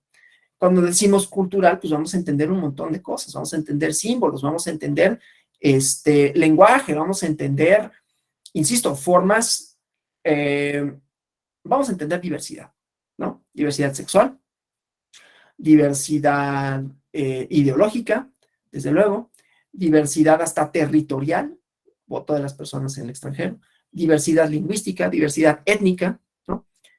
Personas afromexicanas, por ejemplo, ¿no? Personas de pueblos originarios. Entonces, eso vuelca el camino democrático y de la protección a los derechos de sus alcances hacia otro nivel, ¿sí? Bueno, todo esto para ahora hablar, ya que hablé de la ciudadanía, vamos a hablar ahora de principios, cómo se interpretan. O sea, ya vimos cuáles son sus componentes, quiénes son sus titulares, que no es fácil, que tiene tradiciones, que la ciudadanía tiene distintas formas de manifestarse, ¿no? Y que en estas distintas manifestaciones vamos a encontrar otro tipo de ideas, y que esas ideas van a dar lugar a conflictos. Justamente la idea de la tradición democrática, la idea de que es legítimo que haya distintas opiniones, distintas formas de pensar, de manifestarse, de deliberar, trae implícito la noción de que, y eso va a generar conflicto, y el conflicto se dirimirá idealmente en la arena político-electoral, en los tribunales, y en los tribunales pues se pugnará por equilibrar las condiciones. O sea, es nuevamente esta idea de las instituciones de la República Romana que más o menos procuran, ¿no?, equilibrar las diferencias sociales para que no se disgregue el todo, para que no se disgregue la comunidad política, ¿sí?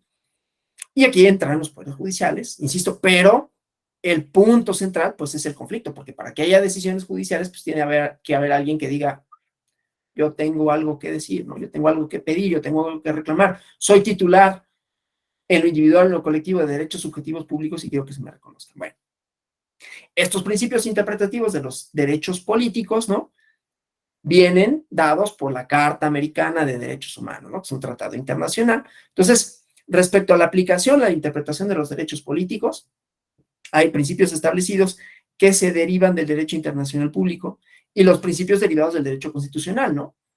La Convención Interamericana de Derechos Humanos, ¿no?, contempla derechos reconocidos en los textos constitucionales de los países de la región, completa e integra su alcance, ¿no?, sin perjuicio de la jerarquía que puedan tener el ordenamiento jurídico de cada estado. Entonces, entendiendo ya desde la tradición, ¿no?, desde la tradición jurídica, intelectual, como quieran llamarle, sociológica, democrática, solo hay derechos políticos si hay democracia. No hay democracia sin derechos políticos. Entonces, el principio democrático, en los términos en los que lo expuse, ¿no?, de la pluralidad y de la efectiva representación de esa pluralidad, o sea, llegarán a los cargos de representación y de gobierno todas y todos aquellos que reflejen ese componente heterogéneo de la sociedad, ¿sí? Y esto tendrá que tutelarse, o sea, no nada más es decir: ah, bueno, tengo derecho a votar y ser votado y que se me reconozca en lo individual, sino en lo colectivo. Tenemos un derecho como colectivo, como grupo minoritario, como grupo que no le han sido reconocidos plenamente sus derechos, a que se nos reconozca primero como actores legítimos y luego que integremos parte de la pluralidad social representada en los congresos, ¿sí? Bueno, entonces esto es como toda la integración de esta idea democrática, ¿no? Y entonces estos principios a los que me voy a referir son los que permiten arribar a esos criterios. Por eso decía, valores, pueden decir principios interpretativos, pero es la esfera valorativa, ¿no?, que, insisto, hace un análisis de las reglas y del conflicto con relación a cómo se acomodan ambas de acuerdo con estos principios o valores, ¿no? Entonces, bueno, el principio democrático, ¿no? Que es el que tenemos aquí me disculpo si escuchan ahí como música muy estridente, pero de repente pasan coches o así traen. Yo creo que piensan que todo el mundo tiene muchos deseos de escucharlos. Y además música bien fea. Pero bueno, en el continente americano, la democracia tiene un papel fundamental, ¿no? En la formación, en el desarrollo de la organización de los Estados americanos, en la creación, en la evolución del sistema interamericano de protección de los derechos humanos, ¿no? La democracia representativa, en esta idea, ¿no? Que ya habíamos esbozado, ¿no? Es determinante en todo el sistema del que la Convención Interamericana forma parte. Y es un principio reafirmado por los Estados americanos, ¿no? En la Carta de la OEA, que es el instrumento fundamental del sistema interamericano, ¿sí? Entonces, en una sociedad democrática, los derechos, las libertades inherentes a la persona, aquí, por un lado, desde la perspectiva individual, sus garantías y el Estado de Derecho son una triada, ¿no? Cada una se define, se completa, adquiere sentido en función de los otros, ¿no? Entonces, bueno, la democracia participativa, ¿no? En la Carta de la Organización de los Estados Americanos, dice, es condición indispensable para la paz, para la estabilidad, para el desarrollo de la región. Y uno de los propósitos esenciales es promover, consolidar la democracia representativa dentro del principio de no intervención, ¿no? Entonces, bueno, en defensa de la democracia se proclamó una Carta Democrática Interamericana. Ya voy introduciendo un poquito el tema de mañana de la protección a los derechos políticos. Insisto, ahorita estamos en los principios que rigen la interpretación, ¿no? Pero bueno, desde luego los principios también sirven en la interpretación para la tutela de los derechos, ¿sí? Entonces, bueno, decía, en defensa de la democracia, en 2001 se proclamó una Carta Democrática Interamericana que buscaba promover, consolidar la democracia representativa, proveer mecanismos colectivos para este propósito, ¿no? Y dice, los pueblos de las Américas tienen derecho a la democracia y sus gobiernos la obligación de promoverla y de defenderla. Entonces, la Convención Americana sobre Derechos Humanos refleja en su preámbulo la voluntad de los estados americanos de reconocer normativamente los derechos humanos, entre ellos los derechos políticos, ¿no? Que son un medio para consolidar un régimen de libertad personal y justicia social, otra vez, ¿no? Estas ideas de interés público y libertades en el marco de las instituciones democráticas, ¿sí? Entonces, la Corte Interamericana de Derechos Humanos ha invocado en el preámbulo de la convención la idea de que el propósito de los estados americanos es consolidar en el continente, dentro de un cuadro de las instituciones democráticas, un régimen de libertad personal y justicia social que se funda en el respeto de los derechos, en los deberes esenciales del hombre, de las personas, y que este requerimiento se ajusta a la norma de interpretación consagrada en el artículo 29 de la Convención, ¿no? Y aquí se establecen las pautas de interpretación de la Convención, ¿no? Entre ellas, ¿no? Prohíbe la interpretación tendiente a excluir otros derechos. Así, imagina el principio pro persona, por ejemplo, ¿no? Tendiente a excluir otros derechos y garantías que son inherentes al ser humano o que se derivan de la forma democrática representativa del gobierno. Luego, en el artículo 30, ¿no? De la Carta Americana de Derechos Humanos, refiriéndose, ¿no? A las restricciones que la propia convención autoriza respecto a los derechos y libertades consagrados, dice, no pueden ser aplicados, sino conforme a leyes que se dicten por razones de interés general y con el propósito para el cual han sido establecidas, ¿sí? Entonces, bueno, eso con relación a decía, principio democrático, ¿no? Un concepto de democracia representativa que se asienta sobre la idea de soberanía, que ya lo habíamos visto, ¿no? El pueblo titular de la soberanía política, que en ejercicio de esta soberanía eligen a sus representantes en las democracias indirectas o representativas para que ejerzan el poder político.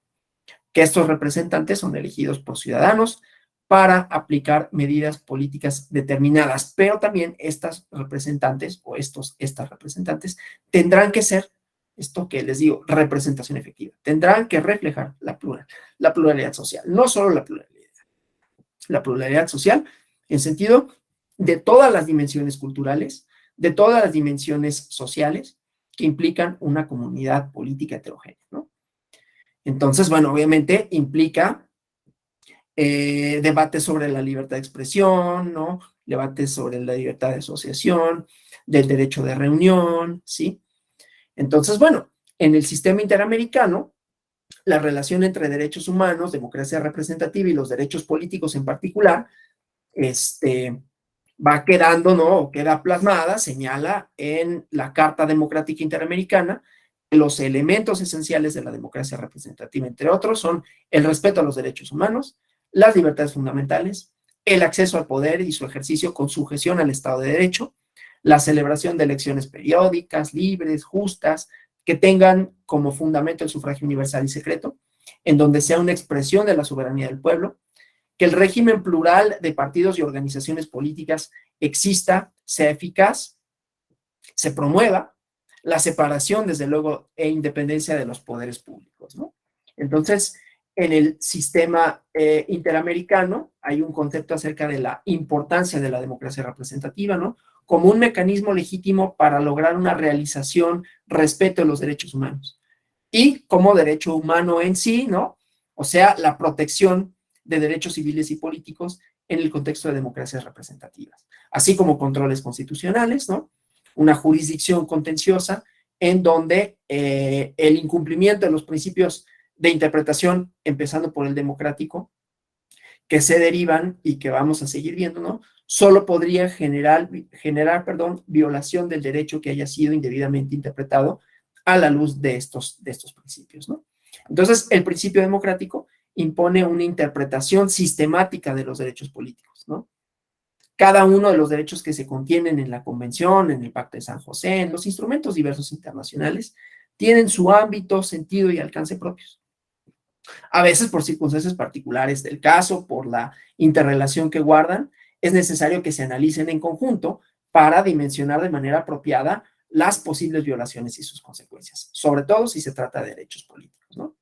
Libertad de expresión, libertad de asociación, conjuntamente, ¿no? Que tienen una importancia fundamental dentro del sistema interamericano, porque establecen, ¿no? Una interrelación que posibilite el juego democrático o las formas democráticas.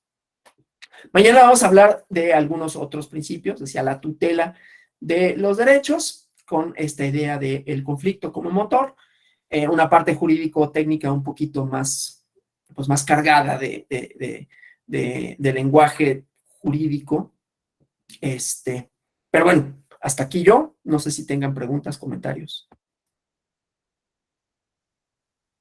¿Nada? Bueno, pues yo les agradezco por su participación, bueno, por su asistencia, por su atención, esperando desde luego que les haya resultado interesante esta primera exposición, y nos vemos el día de mañana, ¿no? Para seguir con principios interpretativos y tutela de los derechos políticos por los tratados internacionales. Gracias, hasta mañana, que descansen, feliz martes.